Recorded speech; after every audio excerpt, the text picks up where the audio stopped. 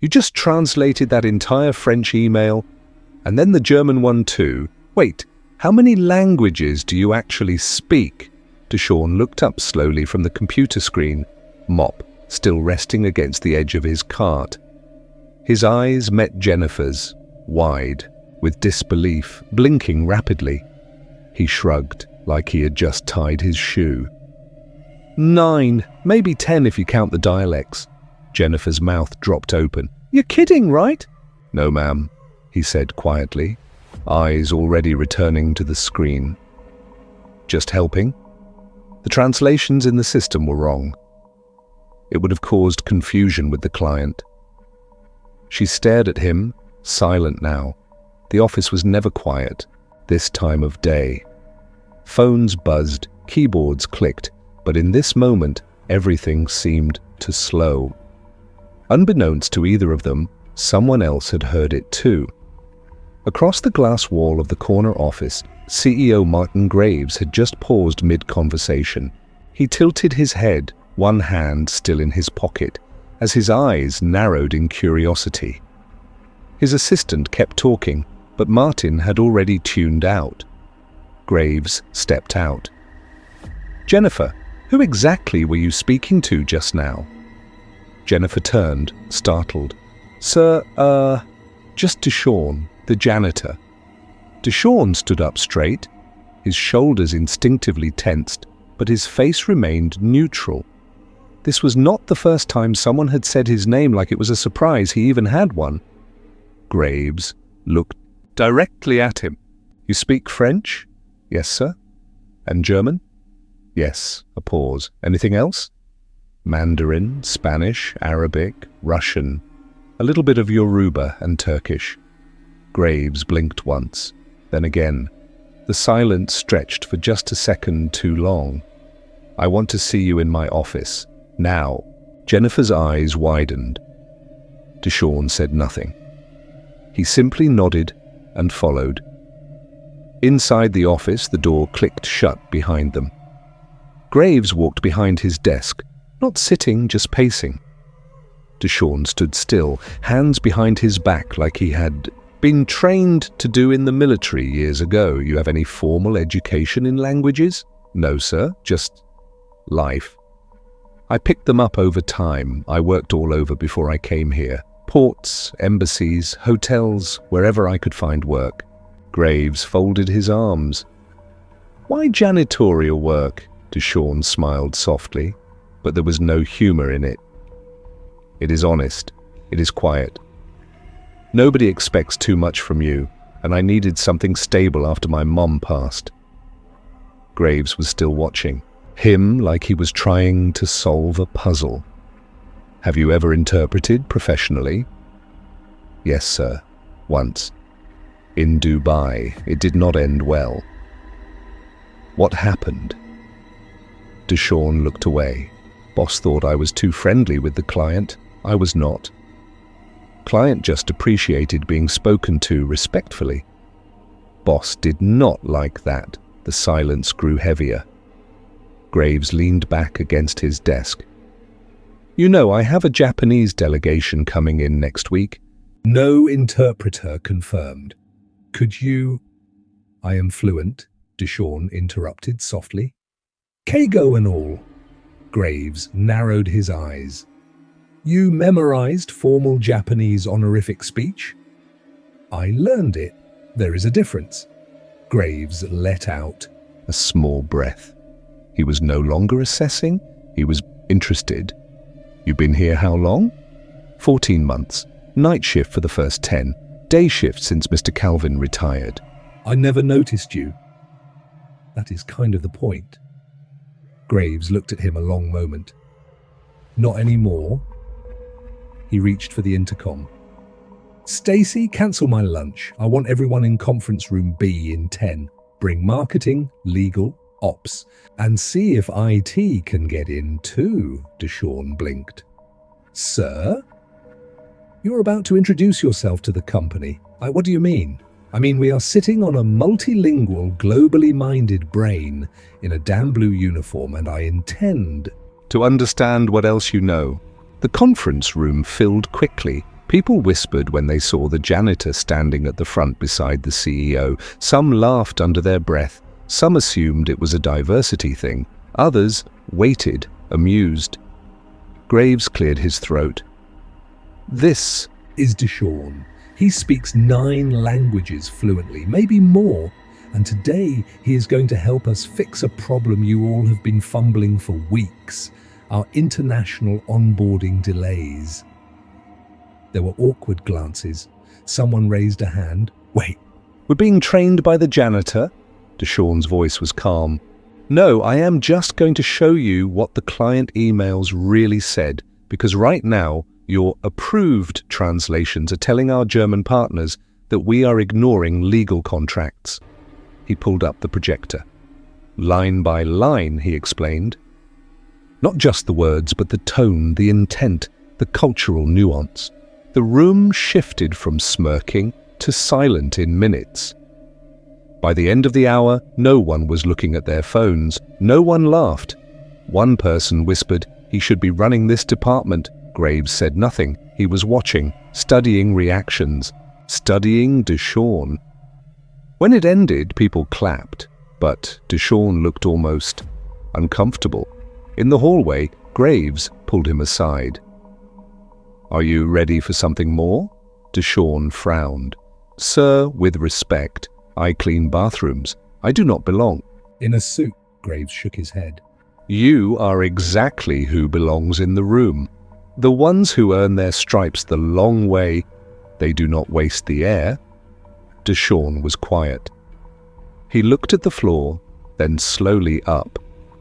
"What exactly are you offering?" "Not a title, a chance. Come back tomorrow morning. Same time. I want you sitting in on executive briefings. No pressure. Just observe." Deshawn nodded, slow and careful. As he walked back toward the service hallway, mop in hand, several employees passed by him. But this time, they looked twice, and this time, they nodded. He reached the supply closet and paused. Behind him, someone called out, "Hey, Deshawn?" He turned. It was Jennifer. "I just wanted to say thank you." I did not know what half of those clients were really saying. Deshawn smiled, genuine now. Most people do not listen to what is not in English. She laughed nervously. Unsure what to say. As she walked away, Deshawn stood in the doorway. Alone again, but for the first time in a long while, not invisible. "Why is the janitor in the boardroom again?" The whisper was not meant to carry, but Deshawn heard it anyway as he stepped through the glass doors of the executive conference room the next morning. This time, he was not holding a mop. He had a worn leather notebook in hand and the quiet confidence of a man who had waited years to be taken seriously. He sat down at the far end of the table where no one else had yet dared place their laptop. He did not touch anything, did not speak, just observed. CEO Martin Graves walked in moments later and nodded subtly in Deshawn's direction. "All right, let's begin." For the next hour, the room buzzed with numbers, market strategies, international expansion timelines, and tech headaches. None of the executives acknowledged Deshawn until the moment one of the team leads misread a client message from Japan. "That is actually not what it says," Deshawn said softly, cutting through the chatter. Heads turned. Graves leaned forward. "What do you mean?" Deshawn flipped open his notebook, turned it toward the projector feed, and read the original message in Japanese before calmly translating. They are not declining the proposal. They are politely expressing hesitation because the tone of our last response sounded dismissive. In Japanese culture, that is as close to a red flag as it gets. Silence. The head of communications looked stunned. How did we not catch that? Graves glanced around the room. "Because none of you speak the language and none of you asked someone who does." The message was clear. From that day forward, Deshawn was not just attending meetings, He was being consulted, quietly at first, then more openly. Each time a language or cultural barrier surfaced, all eyes would drift his way. But that attention came at a cost. Whispers started. Not the harmless kind, the kind laced with resentment. He is just a janitor.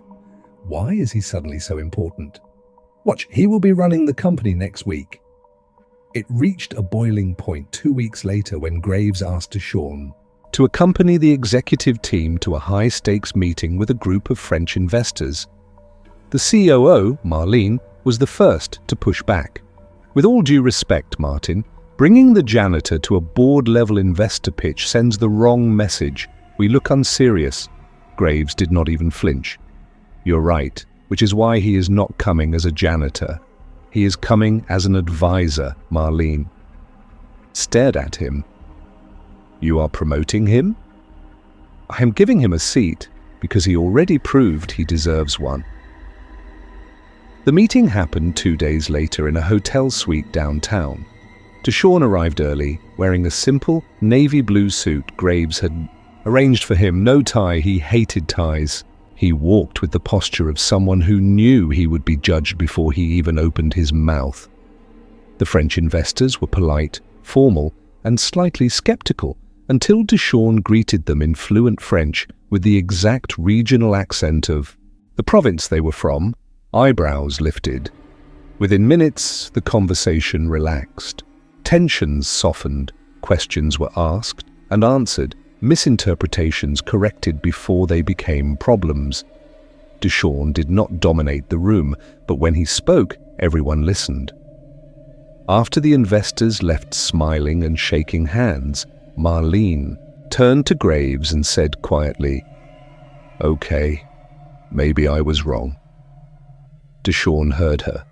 He said nothing. But as they walked out, one of the investors pulled Deshawn aside. "You are wasted as a translator," the man said in accented English. "You have something rare. You listen. You translate people, not just words." Deshawn's voice was soft. "Thank you. That means more than you know." He was not prepared for what came next. The next morning, his photo was in the company's internal newsletter with the headline, "Meet Deshawn, from janitor to cultural strategist." Suddenly, everyone wanted to know him. People who had never said more than a nod now smiled, waved, or pulled him into conversations in the elevator. But Deshawn noticed the shift behind the smiles. The same people who once looked through him now looked at him, but not all with kindness. It got worse. Anonymous notes left in the break room. "Impressive trick, but you'll never actually belong." "We all worked for our degrees. What did you do, mop smarter?" "Go back to the janitor closet. You do not speak corporate." Deshawn never responded. He kept showing up, quietly, clearly, doing the work, earning respect the long way, but he could feel the walls tightening. Then one afternoon, as he sat reviewing a Mandarin trade memo in the glass corner of the 14th floor, security approached. "Sir, we received a complaint. You need to come with us." Graves stormed into the lobby 10 minutes later. "What the hell is going on?" The head of security shifted. "We were told there was an unauthorized person accessing proprietary documents." Graves narrowed his eyes. "By who?" No one answered. Graves turned to Deshawn. "Did you take anything?" "No, sir. I was reviewing the client files you gave me." Graves stared at the man who still had a mop closet key in his pocket and now stood accused of being a threat. "I want this investigated, fully, and I want names." Later that night, Deshawn sat alone outside on a bench near the parking garage. He looked out across the city skyline, holding a printout of the anonymous complaint in his hands. Someone in that building wanted him gone. But for the first time, he did not feel fear, he felt something else. Focus, determination. Graves sat down next to him without a word.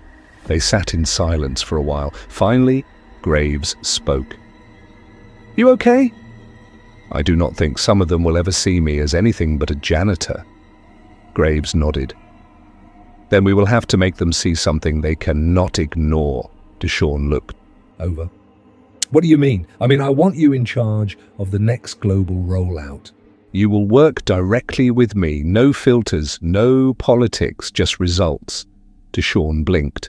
"But why me?" "Because every time someone underestimated you, you made the whole room smarter.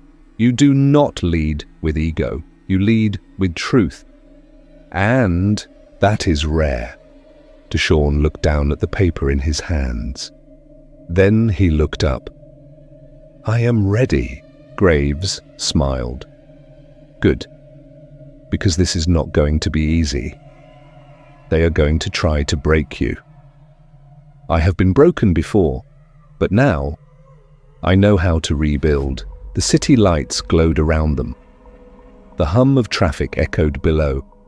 And in that moment, something shifted, not just for Deshawn, but for every quiet, overlooked voice that had ever waited to be heard. "You want me to trade my mop for a suit? Sir, I do not belong in your world." Deshawn stood in the CEO's office, eyes fixed on the floor-to-ceiling window, avoiding Martin Graves's gaze. His hands were clenched, not in anger, but fear. Not the kind that shakes your bones, but the kind that whispers, "You are not enough." Martin didn't blink. "No, Deshawn, you belong exactly here. They just have not realized it yet." "But I clean floors," Deshawn said quietly. "I do not sit in boardrooms. I do not know how to lead departments, write strategy reports, or speak their language." "You speak 9 languages," Martin replied. "And the one they fear most is truth." Deshawn let out a breath. "What if I mess up?" Martin leaned forward. "Then we will clean it up, together." Deshawn accepted the promotion. But the moment he stepped into that office with his name on the door, Director of Cultural Strategy, he felt it. The change. Not just in the title, but in the air. People smiled less. Eyes lingered longer. Conversations paused when he walked by. He started wearing dress shirts buttoned up, tie crooked no matter how many YouTube videos he watched. He tried his best to blend in, but the truth? He still felt like the janitor in a borrowed suit. The first day in his new role, his inbox was flooded. Meeting invites, budget approvals, a report to review from the Berlin office. He read every word, twice. He replied to emails slowly, triple-checking his tone, scared he might sound too informal or too unsure. At 7:13 p.m., when most had gone home, he was still at his desk when he heard a knock. It was Frankie, grey-beard, scuffed boots, and the same green janitorial shirt they both used to wear. The same man who used to cover for him when Deshawn stayed late to practice Mandarin during night shifts. Frankie smiled, holding a mop like it was part of his soul. "So, Mr. Big Time now, huh?" Deshawn smiled weakly. "Come on, man. It is not like that." Frankie stepped inside slowly, eyes scanning the leather chairs, the polished desk. "Feels like it. I am still me." "No, you are not," Frankie said gently. "And that is the problem." Deshawn stood up. "You think I asked for this? You think I wanted to walk around this building being stared at like a zoo animal?" "I think," Frankie said, his voice tightening. "You forgot who used to sit with you in the boiler room dreaming. You forgot what it feels like to be invisible." "I did not forget," Deshawn snapped. "But I am trying to change that, for all of us." Frankie's eyes softened, but he stepped back. "Just do not lose yourself trying to fit into their world. Some doors are not open, they are just cracked, so you bump your head walking through." And with that, Frankie turned and left. Deshawn sat in the silence, heart heavy. He had not expected success to feel like this. So lonely, Martin noticed the shift. He called Deshawn into his office a few days later. "You're doing well, better than well, but I can see it. It is eating you." Deshawn hesitated. "I do not think they respect me. They follow instructions, but they do not hear me." Martin nodded. "They are testing you." "For how long?" "As long as they can." There was a pause before Martin continued. "When I started here, my father still owned the company. Everyone said I was soft, said I got handed the job. Took me 4 years before they took me seriously." Deshawn looked surprised. "You?" "I've been called worse things than a janitor in this building, Deshawn. Difference is, I knew I had to stop trying to earn respect from people who never intended to give it." 3 weeks later, the test came. The South America expansion project, months in the making, was falling apart. The translation team had miscommunicated a financial clause in the Peruvian contract, turning a profit margin into a loss. It was a disaster. The CFO was furious. Legal was on fire. Martin called an emergency meeting. Half the board wanted to scrap the deal. The other half wanted to blame Deshawn. He is the one who was supposed to advise us on cultural nuance, right? One exec said, arms crossed. Deshawn stood at the end of the long table, back straight. "That memo was translated by software.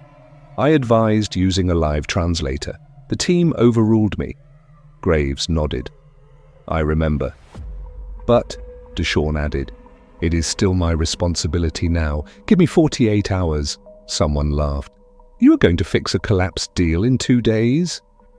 "No," Deshawn said, eyes calm. "I am going to rebuild the trust that broke it." Deshawn worked around the clock, barely sleeping. He called the Peruvian lead at 2 a.m. their time, apologized in Spanish, took accountability, and asked for one last meeting. He did not just translate words, he translated intentions. He flew out the next morning.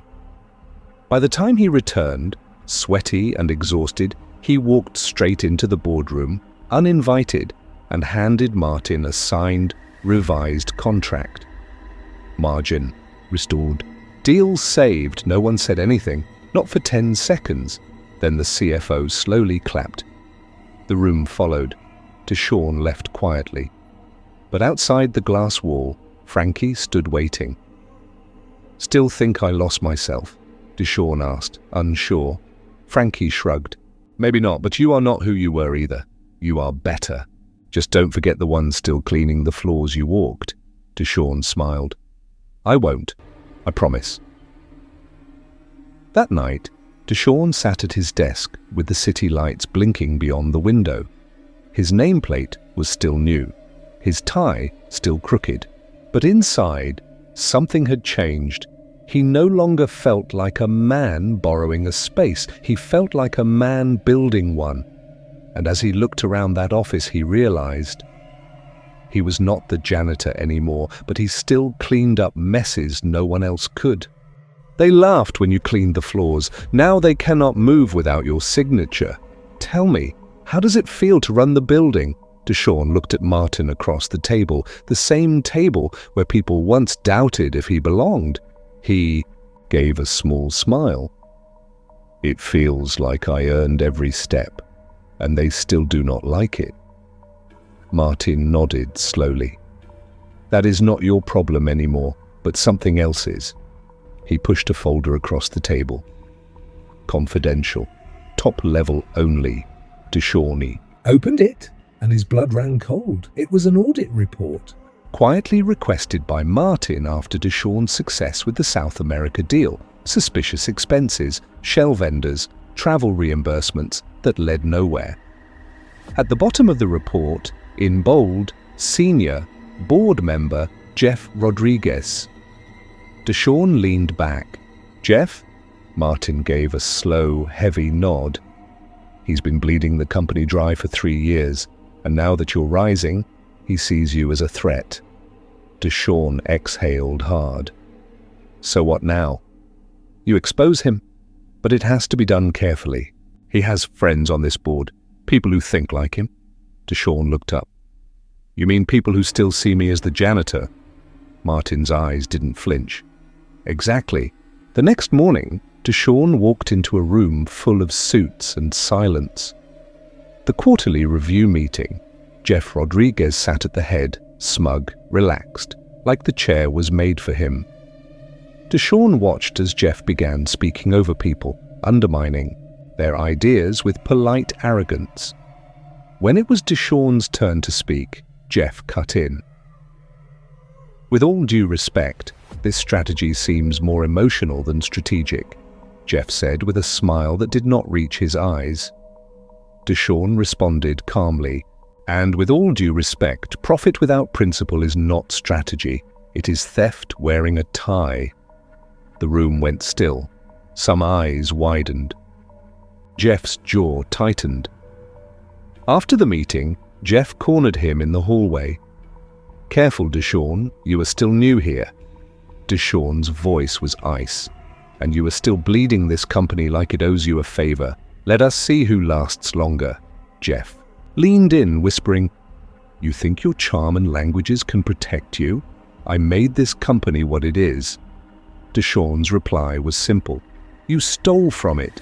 That night, Deshawn did not sleep. He worked with Martin's legal team, pulling records, invoices, emails, matching dates with transaction codes Jeff thought no one would trace. But Deshawn had learned something from being a janitor. You see, everything when no one sees you. And now he remembered how Jeff used to walk past him without a glance, how he once dropped a racist joke in a hallway thinking no one was there. Now Deshawn was in the room, and this time he was watching. The day of the showdown came fast. Martin called a private board meeting. No assistants, no phones. Deshawn stood at the front with a projector remote in hand. Before we begin quarterly updates, I'd like to share something critical. The lights dimmed, screens lit up, numbers, names, receipts, vendor trails, even photos, Jeff's assistant signing off fake documents under pressure. Then the final slide, $3.1 million unaccounted for. Jeff stood up. This is outrageous. Deshawn didn't blink. Then explained the wire transfer to a company owned by your cousin in Brazil for a service that never happened. Jeff's voice shook now. You don't have the power to... Martin stood up. He does. And he has my full authority. A silence heavier than truth fell across the table. Martin turned to the board. Effective immediately, Jeff is suspended pending full investigation. Legal will take it from here. Jeff stormed out, but not before throwing one final glare at Deshawn, one filled with disbelief. Not hate, disbelief. He had underestimated the janitor. Days passed, then weeks. Word spread. Jeff's scandal hit the press. Anonymous leaks, whistleblower praise. One name kept appearing in every story. Deshawn Carter. The janitor who once cleaned the building, now saved it. But even through praise, Deshawn stayed. Quiet, focused, grounded. He spent his weekends mentoring the building's cleaning crew on career growth. He hosted lunchtime language classes for anyone who wanted to learn. He never forgot where he came from. That is why when the company held its annual leadership gala, Deshawn wore the same crooked tie. This time, on purpose. The ballroom was full. Tuxedos, gowns, wine glasses, small talk. Martin walked up to the stage, cleared his throat. Tonight, we recognize someone who reminded this company what integrity looks like. Not in the way you dress, not in the position you hold, but in how you stand when everyone wants you to sit down. He paused, looked directly at Deshawn. Deshawn Carter, You changed how we see leadership. You changed me. And for that, this board has voted unanimously to name you our new Vice President of Global Culture and Integrity." Gasps filled the room. Deshawn stood slowly, shocked, hands trembling. Not from fear, from memory. He walked to the stage, every step a rewrite of every time someone ignored him, dismissed him, judged him by the uniform he wore. He accepted the mic, looked at the crowd, and said, "I used to clean under the tables you sit at. Now, I sit with you not because I changed who I am, but because I refused to." Applause thundered. Not polite. Real. For the first time, they did not see the janitor who spoke 9 languages. They saw a man who had mastered the only one that mattered. courage.